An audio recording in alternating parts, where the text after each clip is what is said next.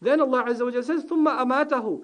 Then, after making that path easy for him, path into the world easy, path to guidance easy, that growth of one stage to the next in his life, all that easy for him, then after this, ثُمَّ أَمَاتَهُ. Then he caused him to die.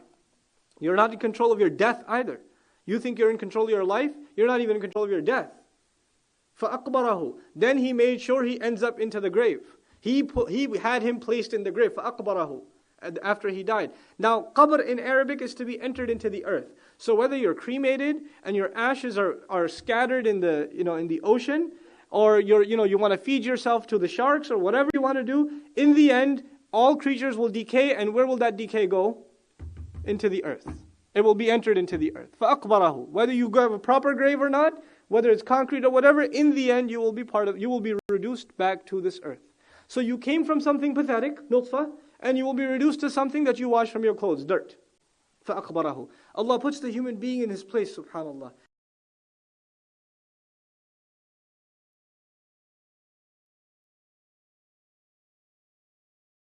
And then he says, ثُمَّ إِذَا شَاءَ. Thereafter, much after this, when he's even gone in his grave, then what's going to happen? Whenever he wants. إِذَا شَاءَ. Not شِئْتُم. Not when you want, when he wants. أنشره. And this is in the fi'l madi for tawqeed and for emphasis, or for actually, what's the word? Conviction, right? Or certainty actually. Certainty is the right word. ثُمَّ إِذَا شَاءَ أَنشَرَهُ. Whenever he wants, he will raise him right back up all of a sudden. إِذَا here, for immediacy. Immediately he will raise him back up, no process necessary. You see, for our growth, from a baby to an adult, there's a process. But in our resurrection, is there a process for us to grow back out? No, it's immediate. One shot. ثُمَّ إِذَا شَاءَ أَنشَرَهُ. So all of this that he took time to do for you, and if you better get your act together, because the time's coming when you're decayed completely, he'll resurrect you back up again. In the Arabic, especially in the Quran at least, for resurrection there are 3 words used. Ahya, to take something dead and bring it back to life. Ba'atha has 2 things in it, to raise something and to send something forward. So it not just means that Allah will raise us, but He will gather us and send us forward towards the place we are supposed to meet. Nashara literally means to spread. Like nashara al-mayyitu nushuran is a phrase in the Arabic, right? That the corpse has been dispersed, meaning its decays, its remains are spread into the land, right? They don't remain intact, they spread out, right? Allah says He will raise you and then spread you out, meaning all human beings will spread out and eventually gather into that land, into that field, hashr, where we're supposed to gather, subhanallah. So, ثُمَّ إِذَا شَاءَ أَنشَرَهُ.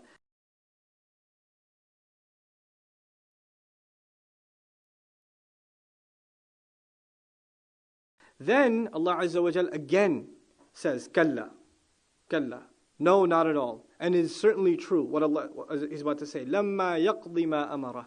He has not yet done justice. He has not yet fulfilled. Qada in Arabic is to do a responsibility and to do it in a way that you are no longer responsible. You're done with it. Okay? You had to deliver this one thing one time, you did it, your job is done. You're no longer held responsible. This is qada. Okay? So Allah says the human being did not fulfill his duty up until now. Meaning humanity has been on this earth for so long, and all this time for the human being to get his act together up until now. Lamma, not lam, but lamma, not yet. And has taraji. Still there's hope for you. Just in the word lamma, there's still hope for you. That what he was commanded to do, he did not. His Lord commanded him, amarahu, what he, meaning Allah commanded him, he did not yet fulfill. Still yet, after all of these facilitations, after all of these reminders, he still hasn't gotten his act together. SubhanAllah, it's a very powerful reminder towards the end of this surah. After hearing all of this, there's still hope for you. You haven't done it yet, but there's still hope for you. لَمَّا يَقْضِ مَا أَمَرَهُ.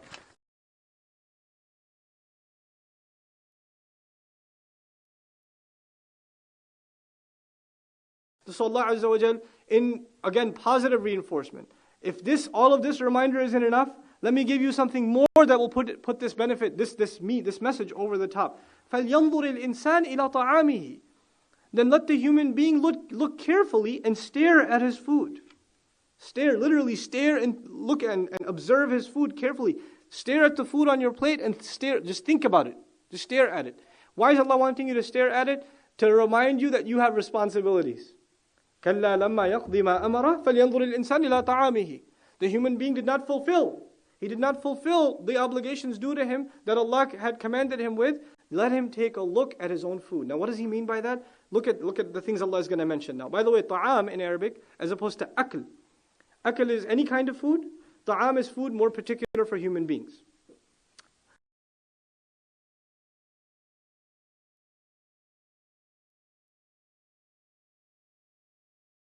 أَنَّا صَبَبْنَا الْمَاءَ صَبًّا.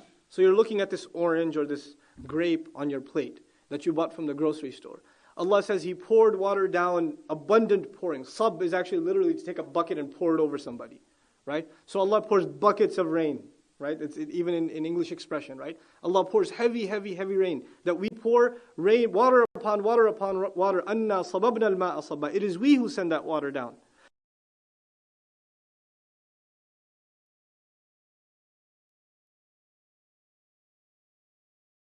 ثُمَّ شَقَقْنَا الْأَرْضَ شَقًّا. Shaq in Arabic is to cut open something or to rip open something that isn't, you don't think of cutting or ripping open certain things. When you cut those kinds of things open, then shaq is used. For example, in the Quran, Allah uses shaq for the sky. You don't think of cutting open with the sky. Allah uses inshiqaq for rocks, because you don't think of cutting a rock open, right? Or the earth being cut open.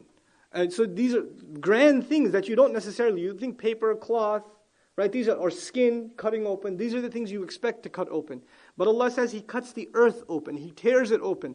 ثُمَّ شَقَقْنَا الْأَرْضَ شَقًّا. Once again, look how this is tied back to the previous surah. There Allah alluded to something. In the previous surah, in An-Nazi'at, He said, وَالْأَرْضَ بَعْدَ ذَلِكَ دَحَاهَا أَخْرَجَ مِنْهَا مَاءَهَا وَمَرْعَاهَا. He alluded to it, that He smoothed the earth out for you.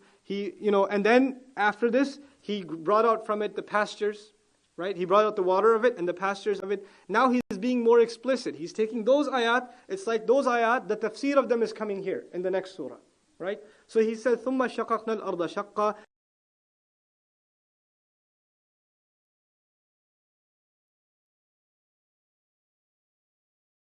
And all kinds of grain are included. Actually, what's interesting is in Old English, corn was actually, the word corn was used for grain. In Old English, it was used for grain. So some of the older translations of hab say corn, but they don't actually mean corn like what we eat corn now. They mean grain from Old English. So it needs to be updated to grain. Anyhow, فَأَنْبَتْنَا فِيهَا حَبًّا. When we cracked it open, when you ripped it open, we sprouted in it. And we allowed the growth of habban, grain. Inbat actually is to ensure the growth of something meticulously. And this also used for a child that is being raised that matures quickly. فَأَنْبَتَهَا نَبَاتًا حَسَنًا وَكَفَّلَهَا زَكَرِيَّا. So it's used for example, Maryam salamun alayha, same word is used. Just like you take care of a plant and ensure its growth, and if you do so, it grows quickly, her maturity came quickly. So the word imbat is used for her. فَأَنْبَتْنَا فِيهَا حَبًّا.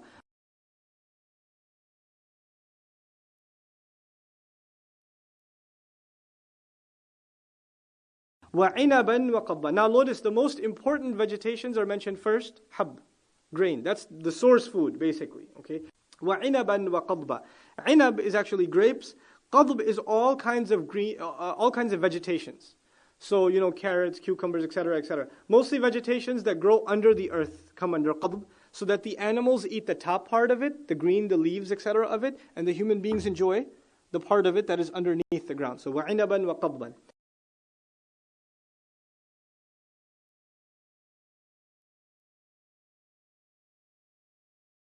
وَزَيْتُونًا وَنَخْلًا.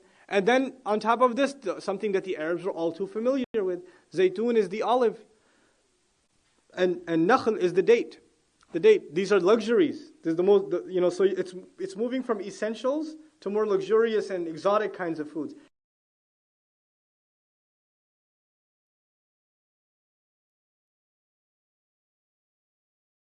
And then وَحَدَائِقَ غُلْبًا. Speaking of exotics, hada'iq, well-guarded, completely covered up gardens. Ghulba, that are thick, the trees of them are very, very thick. It's the plural of aghlab. It's the jama' of aghlab, ghulb. And this is an adjective that occurs. Hada'iqa doesn't have tanween on it. You notice hada'iqan is not there, hada'iqa is there. The reason that is there because some jama' taksir, some broken plurals, especially to make it easy, the ones that have alif in them, you cannot put tanween on them. You can only put fatha on them. But ghulban doesn't have that problem. Anyhow, وَحَدَائِقَ غُلْبًا. And gardens in which the trees are thick, the barks of them are thick, and their branches are intertwined, so really lush kinds of gardens.